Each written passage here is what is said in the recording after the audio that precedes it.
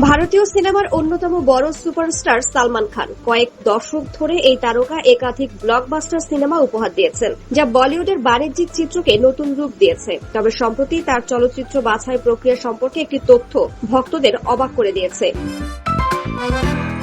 Variety ইন্ডিয়াকে দেয়া এক সাক্ষাৎকারে সিকান্দার তারকা জানান, পুরো ক্যারিয়ারে তিনি কখনো একটি সিনেমার চিত্রনাট্য পড়েননি। তিনি বলেন, আমি চিত্রনাট্য লিখেছি কিন্তু কখনো পড়িনি। রিতেশ দেশমুখের মারাঠি ছবি রাজা শিবাজিতে অতিথি চরিত্রে অভিনয় করার পর এই সালমান একটি সাক্ষাৎকারের প্রমোতে কথা জানান। এর আগে সালমান খান জানিয়েছিলেন, তিনি সম্পূর্ণ চিত্রনাট্য পড়ার চেয়ে একটি চলচ্চিত্রের আবহ এবং বাণিজ্যিক সম্ভাবনা বুঝতে বেশি পছন্দ করেন।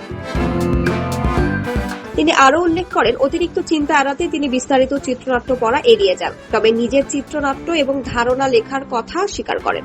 সাক্ষাৎকারের এক পর্যায়ে নিজের বিলাসবহুল ঘড়ির সংগ্রহ নিয়ে কথা বলেন এই অভিনেতা। বিভিন্ন অনুষ্ঠানে এবং জনসমক্ষে উপস্থিতির সময় 1 কোটি টাকারও বেশি মূল্যের নানা ধরনের বিলাসবহুল ঘড়ি পরেন এই সুপারস্টার। এ প্রসঙ্গে কথা বলতে গিয়ে তিনি উল্লেখ করেন, ঘড়িগুলো আসলে তার নিজের নয়। তিনি আরও বলেন, আপনারা আমাকে ঘড়ি পরতে দেখেন, কিন্তু তার মানে এই নয় যে ঘড়িগুলো আমার। এটা এই বন্ধুর, অন্যটি অন্য কারো হতে পারে।